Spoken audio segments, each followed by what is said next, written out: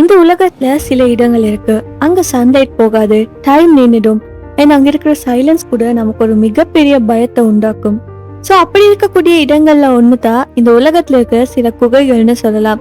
இன்னைக்கு நம்ம எக்ஸ்ப்ளோர் பண்ண போறது என்னன்னா, இந்த உலகத்தை ஆச்சரியப்படுத்தின குகைகளோட மர்ம கதைகளை பத்தி தான்.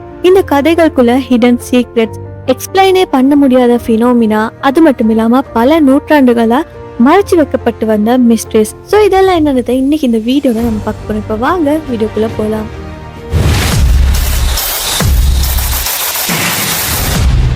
முதல்ல நம்ம பார்க்க போறது நியூசிலாந்து நாட்டுல இருக்கக்கூடிய வைடமோன்னு சொல்லக்கூடிய ஒரு குகை. ஸோ இந்த குகை பார்த்தீங்கன்னா ஆயிரக்கணக்கான ஆண்டுகளுக்கு முன்னுக்கு இயற்கையாலே உருவாக்கப்பட்ட ஒரு குகைன்னு சொல்லலாம். மலைக்குள்ள மெதுவா நீரோட்டம் ஓடிக்கிட்டே இருக்கிறப்ப பாறைகள் எல்லாம் செதுக்கப்பட்டு இந்த குகை உருவாகி இருக்கு இயற்கையாலே. ஸோ இந்த குகைக்குள்ள பாத்தீங்கன்னா எப்பயுமே அடர்ந்த இருட்டு தான் இருக்கும். சூரிய ஒளிய ஒரு சின்ன இடத்துக்கு கூட உள்ள வர முடியாம தான் இருக்கும். ஃபுல்லா இருட்டா தான் இருக்கும்.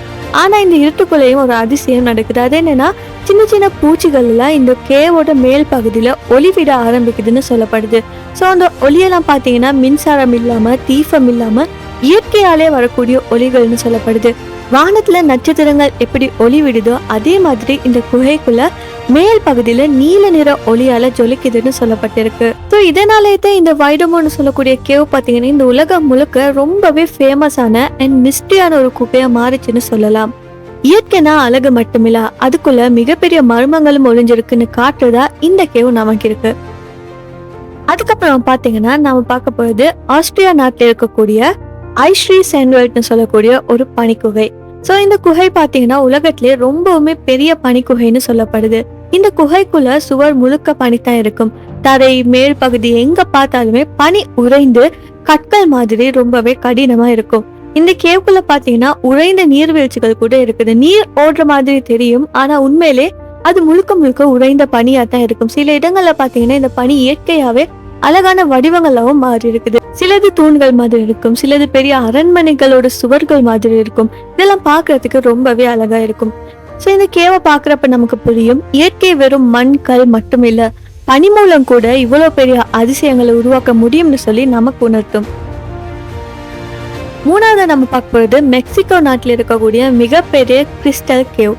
ஸோ இந்த கேவ் பார்த்தீங்கன்னா உலகத்துல இருக்கக்கூடிய மிகப்பெரிய கிறிஸ்டல்கள் இருக்கக்கூடிய ஒரு கேவ்னு சொல்லப்படுது. இந்த கேவுக்குள்ள பாத்தீங்கன்னா சாதாரண கற்கள் கிடையாது, முழுக்க முழுக்க கிறிஸ்டல் கற்கள் தான் இருக்கும். இங்க இருக்க சில கற்கள் பாத்தீங்கன்னா ஒரு வீட்டோட நீளம் அளவுக்கு கூட ரொம்பவே பெருசா இருக்கும். அதுக்கு பக்கத்துல மனிதன் நின்னா அவங்க ரொம்ப சின்னதா தெரிவாங்க. அந்த கற்கள் எல்லாம் ரொம்பவே பெருசா தெரியும். ஸோ இங்க இருக்கிற கற்கள் எல்லாம் பாத்தீங்கன்னா ஒரு நாள் ஒரு மாதத்துக்குள்ள உருவானது கிடையாது.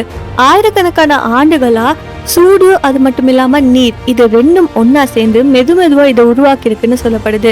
இன்னும் ஆச்சரியம் என்னன்னா, இந்த கேவுக்குள்ள கடுமையான சூடும் ஈரப்பதமும் இருக்குது. ஸோ அதனாலே சாதாரண மனிதர்கள் நீண்ட நேரம் இதுக்குள்ள இருக்க முடியாது. அதனால இந்த கேவுக்குள்ள ரிசர்ச்சர்ஸ் கூட கொஞ்ச நேரம் தான் இருந்து பார்க்க முடியுமா இருக்குது.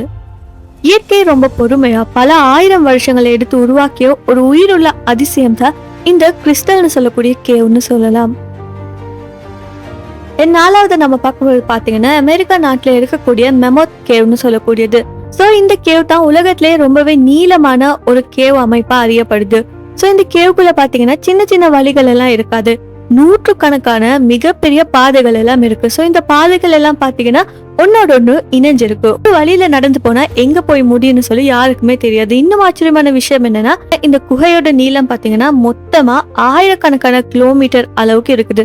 சோ அதனாலே ரிசர்ச்சர்ஸ் கூட இப்ப வர காட்டியுமே இதோட வரைபடம் இல்லாம உள்ள நுழையறதுக்கே பயப்படுவாங்க. பல ஆயிரம் ஆண்டுகளுக்கு முன்னாடி பழங்கால மனிதர்கள் தான் இந்த கேவை பயன்படுத்திருக்காங்க. குளிர், மழை அது மட்டும் இல்லாம அங்கிருக்கிற விலங்குகள் இருந்து தப்பிக்கிறதுக்காக இதை தங்குமிடமா பயன்படுத்திருக்காங்க. இந்த கேவை பாக்குறப்ப நமக்கு ஒரு விஷயம் புரியும், மனிதர்களுக்கு முன்னாடியே இயற்கை இவ்வளவு பெரிய அமைப்புகளை உருவாக்கி வச்சிருக்குன்னு சொல்லி. ஸோ ஓவராலா நான் இப்ப சொன்ன இந்த கேவ்ஸ் எல்லாமே இந்த உலகத்தோட மிஸ்ட்ரியையும் நேச்சுரல் ஒண்டரையும் காட்டதா இருக்குது. ஸோ இதுல உங்களுக்கு எந்த கேவ் ரொம்பவே வண்டர்ஃபுல்லா இருந்துச்சுன்னு சொல்லி கமெண்ட்ல சொல்லுங்க. இந்த வீடியோ பிடிச்சிருந்தா மறக்காம இந்த வீடியோவை லைக் பண்ணி ஷேர் பண்ணி மறக்காம நம்ம யூடியூப் சேனலையும் சப்ஸ்கிரைப் பண்ணிக்கோங்க.